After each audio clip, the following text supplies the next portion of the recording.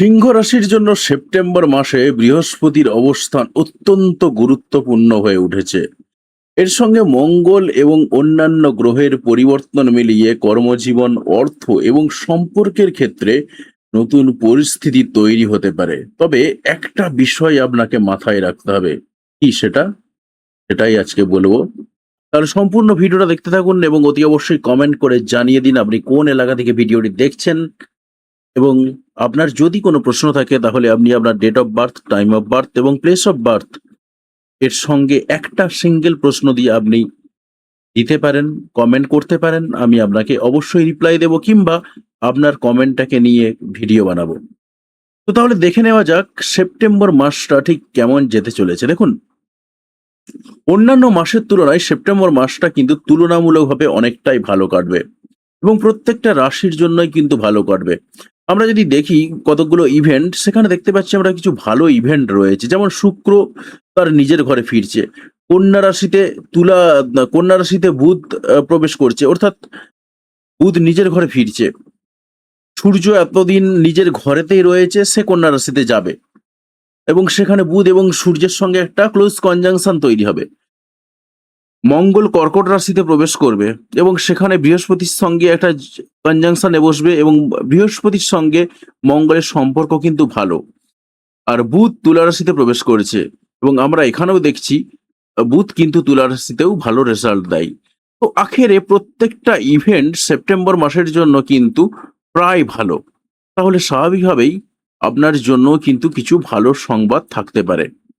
তো এবং কোন জায়গাতে আমরা সতর্কতা নেওয়া দরকার সেই দিকটাও কিন্তু আমি আপনাকে বলে দেব। তাই ভিডিওটা সম্পূর্ণরূপে দেখতে থাকুন এবং একদম ভিডিওর শেষে কিছু টুইস্ট রয়েছে, এটা অবশ্যই দেখবেন। আর যারা অ্যাস্ট্রোলজি শিখতে চাইছেন তাদের জন্য কিন্তু একটা বিরাট বড় সুযোগ রয়েছে এবং সিংহ রাশির মানুষ যারা এই সমস্ত অকাল্ট জিনিস নিয়ে ভাবনা চিন্তা করেন এবং সিংহ রাশিতেই যেহেতু এই মুহূর্তে কেতু বসে রয়েছে, তাই স্বাভাবিকভাবে এই মুহূর্তে আপনারা অ্যাস্ট্রোলজিতে যদি প্রবেশ করেন, আপনার জ্ঞানের গভীরতাটা আরো বেশি করে নিতে পারবেন। তো প্রথমেই আমরা ২ তারিখের রেজাল্টের দিকে তাকাবো। দেখুন, ২ তারিখের রেজাল্টের দিকে যখনই আমরা তাকাচ্ছি তখন আমরা কি পাচ্ছি? ১ তারিখের রেজাল্টের পরেতেই কিন্তু ২ তারিখ রয়েছে এবং ২ তারিখে আমরা যে চেঞ্জেসটা পাচ্ছি সেটা হলো এইটা। অর্থাৎ তুলা রাশিতে ভেনাস প্রবেশ করছে, ভেনাসের নিজস্ব ঘর বা শুক্রের নিজস্ব ঘর। তো এবারে আমরা যদি তাকাই, দেখুন আপনি ঠিক রয়েছেন এই জায়গাটাতে। সিংহ রাশি এবং সিংহ লগ্নের মানুষদেরকে বলছি, সিংহ রাশির মানুষরা এই মুহূর্তে একটু একাকিত্ব ভাবে রয়েছেন, কিন্তু একাকিত্বের মধ্যেও আগস্ট মাসে মোটামুটিভাবে কিছুটা হলেও একটু নিজের জায়গায় ফিরতে পেরেছেন। কারণ হাজার হোক সান যে বা সূর্য যে আপনার অধিপতি, সে আপনার ঘরেতেই রয়েছে, অর্থাৎ সে কিন্তু তার কমফোর্ট জোনেতে রয়েছে। মার্কারি এই ঘরেতে প্রবেশ করেছে। মার্কারি হয়তো খুব বেশি রেজাল্ট না দিতে পারলেও আপনাকে কিছুটা হলেও সাহস দিতে পারবে। সাহস বলতে আমি এই সাহস বলছি কথোপকথনের সাহস, কারণ মার্কারির এমনিতে সাহস নেই। ওভারঅল কিন্তু আপনার একটু হলেও স্বাচ্ছন্দ্য ভাব কেটেছে, নিজের প্রতি স্বাচ্ছন্দ্য বলছি। এবারে যদি আমি সেপ্টেম্বর মাসের দিকে তাকাই, সেখানে কিন্তু প্রথমের দিকে আমরা পাচ্ছি যেটা এই স্বাচ্ছন্দ্যের ভাবটা কিন্তু আপনার মধ্যে থাকবে, আপনি নিজেকে ফিরে পাবেন, সেই ঘটনাটা থাকবে। কিন্তু আপনার যদি সেকেন্ড হাউসের দিকে তাকাই, সেখানে আমরা কি পাচ্ছি? এখানে মঙ্গলের একটা দৃষ্টি রয়েছে এবং আপনার জুপিটার রয়েছে ১২ নম্বর ঘরে। তো স্বাভাবিকভাবেই কিন্তু সাংসারিক পারপাসে যে খরচাপাতি যেগুলো ছিল, হঠাৎ করে খরচাপাতি হয়ে যাচ্ছিল, সেই জায়গাগুলো কিন্তু আপনার থেকেই যাচ্ছে। কিন্তু আমরা ৩ নম্বর ঘরের দিকে যদি তাকাই, সেখানে দেখা যাচ্ছে আপনার একটু কমিউনিকেশনের দিক থেকে একটু উন্নতি লাভ করবে। হাজার হোক আপনি নিজে একটু একাকিত্ব ফিল করছেন, খুব সত্যি কথা নিজের মনের মধ্যে একাকিত্ব ফিল করছে, কাজ করছে। কিন্তু এর মাঝেও আপনি একটু সামাজিকতার প্রলেপ পাবেন।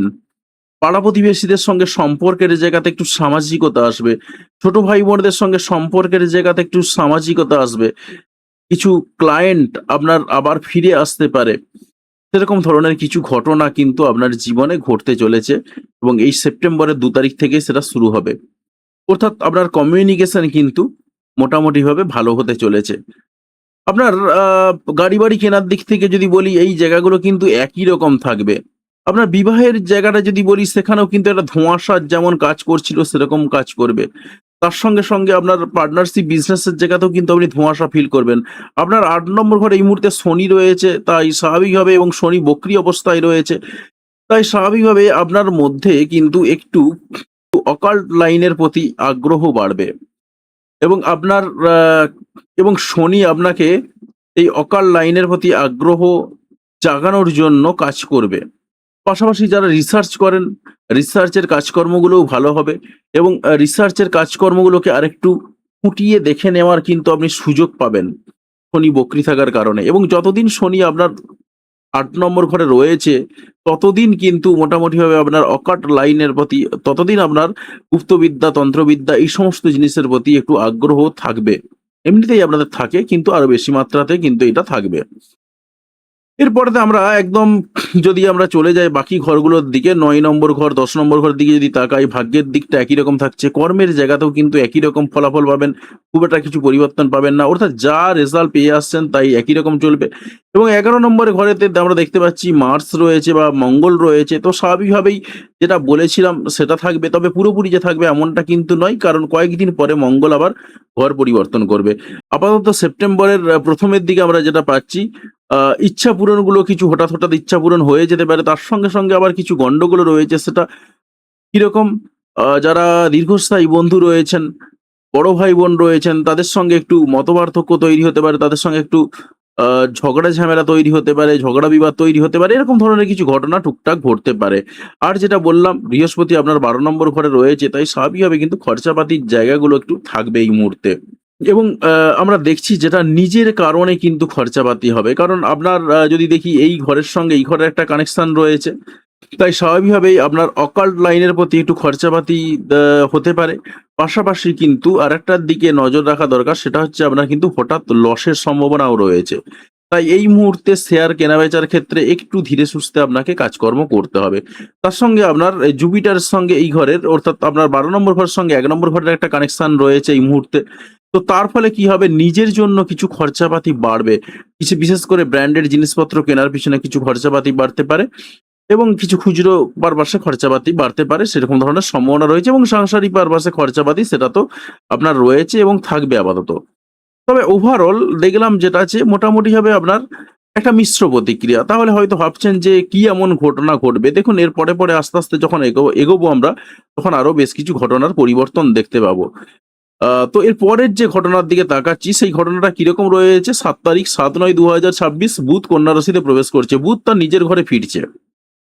তো বুধ যখনই নিজের ঘরে ফিরছে, তাই স্বাভাবিকভাবে কিন্তু আপনাকে একটু ভালো রেজাল্ট দেবে। আপনি রয়েছেন এই ঘরেতে, আপনার ২ নম্বর ঘরেতে কিন্তু প্রবেশ করলো বুধ। অর্থাৎ আপনার মধ্যে একটা যে টেনশন কাজ করছিল কিছু ব্যাপার নিয়ে, সেই টেনশন গুলো কিন্তু আর থাকবে না। আপনার মধ্যে একটু একাকিত্ব যেমন ফিল করবেন, তার সঙ্গে একটু নিজেকে ফিরে পাবেন। সেই জায়গাটা কাজ করবে, দুটোই। কিন্তু নিজের মধ্যে যে হঠাৎ করে টেনশন চলে আসছিল, দুশ্চিন্তা হচ্ছিল কিছু জিনিসপত্র নিয়ে, সেইগুলোকে নিয়ে কিন্তু আর দুশ্চিন্তা হবে না। এবারে কি হবে? আপনার মার্কারি ২ নম্বর ঘরে চলে আসছে।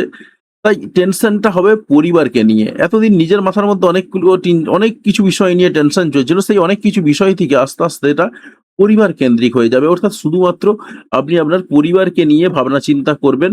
আ পরিবার সংক্রান্ত ব্যাপার নিয়ে একটু টেনশন বাড়তে পারে। সেই ধরনের কিছু সমস্যা বা আ ব্যাপার-স্যাপার আসতে পারে। এর সঙ্গে যদি আপনার অর্থনৈতিক ব্যাপারটা দেখি, অর্থনৈতিক দিক থেকে আমরা এখনো দেখতে পাচ্ছি যেটা কুচখাচ বিভিন্ন পারপাসে খরচাপাতি হতে পারে। আ সেই জায়গাগুলো কিন্তু থেকেই যাচ্ছে। তার সঙ্গে কিছু ক্ষেত্রে ইনকাম আসার সম্ভাবনা কিন্তু রয়েছে যতদিন মঙ্গল এই ঘরে থাকবে।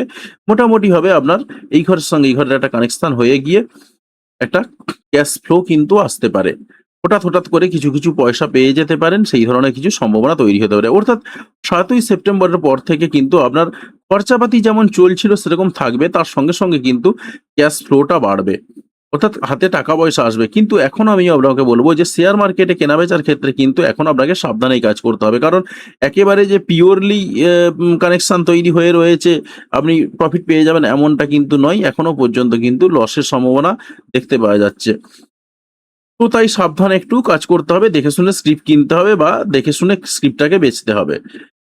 তো এর পরের যে ইভেন্টটার দিকে তাকাবো, পরের ইভেন্টটা কি রয়েছে সেই দিকে নজর রাখবো। দেখুন, আমরা ৭ তারিখের পরে যে ইভেন্টটা পাচ্ছি সেটা ১৭ তারিখে সূর্য কন্যা রাশিতে প্রবেশ করেছে। তো আপনার ঘর থেকে বেরিয়ে গেল সূর্য, অর্থাৎ আপনি নিজেকে যে ফিরে পাচ্ছিলেন একটা, সেই ফিরে পাওয়ার জায়গাটা আর আপনার মধ্যে থাকলো না। অর্থাৎ আপনার পরেতে এই মুহূর্তে বসে রয়েছে শুধুমাত্র কেতু। অর্থাৎ সেই যে একাকিত্বের একটা ভাব ছিল আগেভাগে, আগে থেকেই যে ভাবটা ছিল, সেই একাকিত্বের ভাবটা কিন্তু আবার চলে এলো, হাজির হলো আবার আপনার মধ্যে। তবে এর মধ্যে কতকগুলো পরিবর্তন আসবে। পরিবারের সঙ্গে যদি দেখি আমরা, সম্পর্কের কিছুটা উন্নতি হবে, কিন্তু কিছু, কিছু ক্ষেত্রে পরিবারের সদস্যদের সঙ্গে একটু ইগো বাড়তে পারে আপনার, একটু ইগো সমস্যা আসতে পারে। তাই সেই দিকটার দিকে একটু আপনাকে ধ্যান দিতে হবে। পাশাপাশি কিছু, কিছু ক্ষেত্র থেকে আপনার ইনকাম আসার সম্ভাবনাটাও কিন্তু থাকবে। বিভিন্ন জায়গা থেকে, ভালো কিছু রয়াল জায়গা থেকে বা ব্র্যান্ডেড কিছু জায়গা থেকে আপনার কিন্তু ইনকাম আসার সম্ভাবনাও কিন্তু রয়েছে। কারণ এখানে মঙ্গল রয়েছে আপনার, এবং তার সঙ্গে ২ নম্বর ঘরের সঙ্গে আপনার ১১ নম্বর ঘরের একটা কানেকশন হয়ে কিছু, কিছু ক্ষেত্রে আরেকটু ক্যাশ ফ্লোটা বাড়লো সান এই ঘরেতে প্রবেশ করার ফলে। হয়তোবা আপনি একটু নিজেকে হারিয়ে ফেললেন সত্যি কথাই, কিন্তু আপনার ক্যাশ ফ্লোটা বাড়বে। এরপরে আমরা ইভেন্টটার দিকে তাকাবো। পরের যে ইভেন্টটা রয়েছে ১৭ তারিখের পরে আমরা পাচ্ছি কি ১৮ তারিখে মঙ্গল কর্কট রাশিতে প্রবেশ করছে। অর্থাৎ এটা খুব বেশি দিন কিন্তু আমরা স্থায়ী হলো না। যেটা বলছিলাম যে ক্যাশ ফ্লোটা একটু বাড়লো, সেটা কিন্তু এই একদিনের জন্য, একদিনের জন্য আর কি ফিল করতে পারবেন। ওভারঅল কিন্তু ক্যাশ ফ্লোটা আপনার মোটামুটিভাবে ১৮ তারিখ পর্যন্ত থাকবে। ১৮ তারিখের পরে, পরে আমরা দেখতে পাচ্ছি কিরকম, আপনার ১২ নম্বর ঘরে ২ টো গ্রহ প্রবেশ করেছে। সেটা কি? জুপিটার এবং মার্স। অর্থাৎ হঠাৎ করে কিছু খরচাপাতির জায়গাগুলো কিন্তু আপনার আরো অ্যাক্টিভেট হয়ে গেল। সাংসারিক পারপাসে তো খরচাপাতি হচ্ছিল, তার সঙ্গে, সঙ্গে এবারে খরচাপাতিগুলো কি হঠাৎ, হঠাৎ কিছু খরচাপাতি হয়ে যাবে। এবং তার সঙ্গে, সঙ্গে আপনার কিরকম খরচাপাতি হওয়ার সম্ভাবনা রয়েছে, ব্র্যান্ডেড কিছু জিনিসপত্র কেনার পেছনে খরচাপাতি হতে পারে, এবং বিভিন্ন রকম জিনিসপত্র খুচখাচ জিনিসপত্র কেনার পেছনে খরচাপাতি হতে পারে। অর্থাৎ আপনার দেখলাম যেটা, যে আল্টিমেটলি গোটা সেপ্টেম্বর মাসটাতেও সেই খরচাপাতির বহরটা কিন্তু থেকেই যাচ্ছে। কিছুটা ক্ষেত্রে আপনি একটু স্বস্তি পাবেন। আ কিছু, কিছু ক্ষেত্রে আপনি ১ম এর দিকে যেটা দেখলাম ১৮ তারিখ পর্যন্ত যদি আমরা দেখি, মোটামুটিভাবে ক্যাশ ফ্লোটা একটু থাকবে। কিছুদিনের জন্য আসবে। তারপর আবার হয়তো চলে যাবে। কিন্তু আবারও ১৮ তারিখের পর থেকে খরচাপাতির বহরটা বেড়ে গেল। এর পরের যে ইভেন্টটা রয়েছে, পরের ইভেন্টটার দিকে তাকাবো, যে পরের ইভেন্টটা কি আপনার জন্য কিছু সুসংবাদ বয়ে আনবে? দেখুন ২৬/৯/২০২৬ আমরা পাচ্ছি কিরকম, বুধ তুলা রাশিতে প্রবেশ করছে। বুধ যখন তুলা রাশিতে প্রবেশ করছে, তখন আপনার ক্ষেত্রে কিছুটা হলেও সুবিধা হলো। কিরকম? আপনার যে খরচাপাতি যেটা বলছিলাম, খুচখাচ পারপাসে খরচাপাতিগুলো হচ্ছিল, তুলনামূলকভাবে একটু কমবে। শুধুমাত্র ব্র্যান্ডেড কিছু জিনিসপত্র কেনার জন্য, নিজের সম্মান রক্ষা করার জন্য কিছু খরচাপাতি হতে পারে। কিন্তু খুচখাচ যে খরচাপাতিগুলো হচ্ছিল, সেটা তুলনামূলকভাবে কমলো। কমে গিয়ে কোথায় এসে হাজির হলো? ৩ নম্বর ঘরে এসে বুধ হাজির হওয়ার কারণে আপনার কমিউনিকেশন গুলো আরেকটু বাড়বে। অর্থাৎ এর আগেতে বলছিলাম ভেনাস প্রবেশ করার ফলে বা শুক্র প্রবেশ করার ফলেতে আপনার সামাজিক যোগাযোগগুলো একটু বেড়েছিল। মার্কারি প্রবেশ করার ফলে কিন্তু সামাজিক যোগাযোগগুলো আরেকটু বাড়বে। কানেকশন গুলো আরেকটু স্ট্রং হবে, ফোন নাম্বার দেওয়া নেওয়া হবে, এইরকম ব্যাপার-স্যাপার চলবে। তার সঙ্গে, সঙ্গে কিন্তু আরেকটা ঘটনাও উপস্থিত হবে। কিরকম? পাড়া-প্রতিবেশীদেরকে নিয়ে বা ছোট ভাই-বোনদেরকে নিয়ে বিভিন্ন বিষয় নিয়ে একটু টেনশনও বাড়তে পারে। তাই আপনাকে একটু কি করতে হবে? টেনশনগুলো একটু কমাতে হবে। কমিউনিকেশন যেগুলো বেড়েছে সেইগুলোকে কাজে লাগাতে হবে। এটাই কিন্তু আপনার সেপ্টেম্বর মাসের মেইন ফোকাস হওয়া দরকার। এবার আমি একটা কথা আপনাকে বলি, যে আপনাদের মধ্যে অনেকেই রয়েছেন যারা মনে করছেন অ্যাস্ট্রোলজি শিখবেন, কিন্তু কোথায় শিখবেন বুঝে উঠতে পারছেন না। দেখুন, অ্যাস্ট্রোলজি মানে কিন্তু এটা নয় শুধুমাত্র মাঙ্গলিক দোষ কাটানো আর কালসর্প দোষ কাটানো। ঠিক আছে? যারা অ্যাস্ট্রোলজি জানেন না তারা এইসব নিয়েই পড়ে থাকেন। তো যাই হোক, সেসব আমি ছেড়েই দিলাম। যারা অ্যাস্ট্রোলজি জিনিসটাকে আসলে পড়েছেন, ভালো করে স্টাডি করেছেন, ভেতরে কি রয়েছে দেখেছেন, জেনেছেন, তারাই কিন্তু আপনাকে সঠিক গাইডেন্স দিতে পারবে, এবং তারাই কিন্তু আপনাকে ভালোভাবে শেখাতে পারবেন, এবং তারা কিন্তু কখনোই বলে না যে আপনি মাঙ্গলিক দোষ কাটান আর কালসর্প দোষ কাটান, তারা কিন্তু বলে না। তো আল্টিমেটলি কি, কি শেখাবো আপনাদেরকে সেটাই একটু হলেও ব্যাপার। সেটা হলো কেপি অ্যাস্ট্রোলজি শিখবেন আপনি। কৃষ্ণমূর্তিজি পদ্ধতির যে অ্যাস্ট্রোলজি সিস্টেম, অর্থাৎ যে অ্যাস্ট্রোলজির সাহায্যে নিখুঁত প্রেডিকশন করা যায়, সেই অ্যাস্ট্রোলজি আমি আপনাকে শেখাবো। এবং এটাই হবে মেন ফোকাস। তার সঙ্গে, সঙ্গে কি শেখাবো? বৈদিক অ্যাস্ট্রোলজি। বৈদিক অ্যাস্ট্রোলজিতে কিন্তু আমি কোন রকম সূত্র মুখস্থ করাবো না। পরাশরের যে অ্যাস্ট্রোলজিতে প্রচুর সূত্র রয়েছে সেই সমস্ত সূত্র মুখস্থ করাবো না, কারণ হাজার হোক এখন কলিযুগ, সেই কলিযুগের রেসপেক্টে আপনাকে বৈদিক অ্যাস্ট্রোলজি শেখাবো।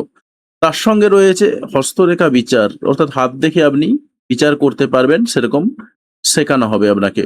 এর সঙ্গে শেখানো হবে আপনাকে নিউমোরোলজি বা সংখ্যাতত্ত্ব, আর তার সঙ্গে শেখানো হবে আপনাকে বাস্তু।